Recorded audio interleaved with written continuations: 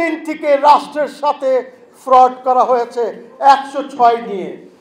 দিল্লি যেতে চায় শেখ হাসিনাকে আনার জন্য। এই পৃথিবীর কোন সরকার কোন লোককেই আপনাকে বিচারের জন্য হস্তান্তর করবে না, সেটা হাসিনা হোক বা যেই হোক না।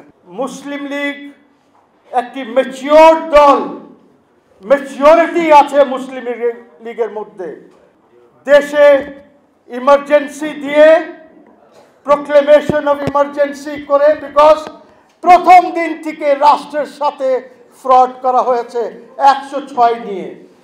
কাজে আমি বলবো এখন একটি ইমার্জেন্সি দিয়ে একটি সরকার গঠন করে, নতুন সরকার, ভালো লোকদের সরকার, যাদের বাংলার মাটির সাথে যাদের সম্পৃক্ততা আছে তাদেরকে দিয়ে একটি সরকার করে, এই সরকার প্রথম দিনেই বলে দেবে যে তারা কি কি কাজ করবে এবং রোড ম্যাপ ইলেকশনের দিয়ে দেবে।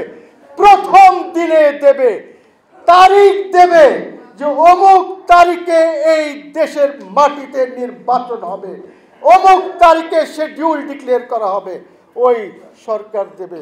মার্শাল লর কথা বলছি না, তবে এই সরকারকে আর্মি ব্যাক সরকার হতে হবে যেন দেশে নিয়ন্ত্রণ রাখা যায়। আপনাদের এইখান থেকে শেষ করে আমি আরেকটি মিটিংয়ে যাব যেখানে অনেক দলগুলি আছে। দেখেন কেমন ইম্যাচিওর, তারা দিল্লি যেতে চায় শেখ হাসিনাকে আনার জন্য। বলেন, আপনারাই বলেন, আপনারা হাসবেন না কানবেন? আমি সেখানে যাব?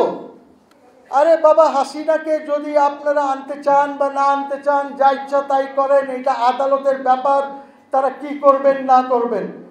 কিন্তু বাংলাদেশ হিসাবে অ্যাজ এ ম্যাচিওর পার্টি মুসলিম লীগ বলছে যে যতক্ষণ পর্যন্ত আপনার আইনে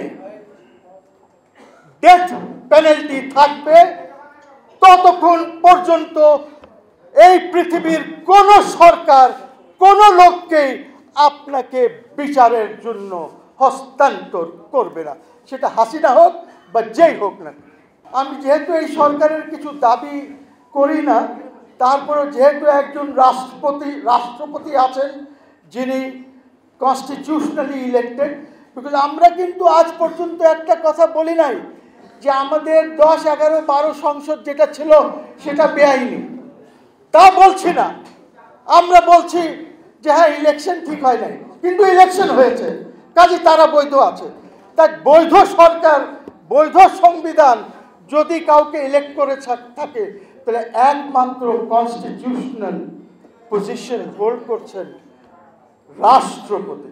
কে আছে রাষ্ট্রপতি? চোর না বাটপার না কি, সেটা আমার দেখার দরকার নাই। আমি বলছি রাষ্ট্রপতি। কথা বলে গেলাম বলার জন্য না, আমি যা বলছি I mean it and I really mean it.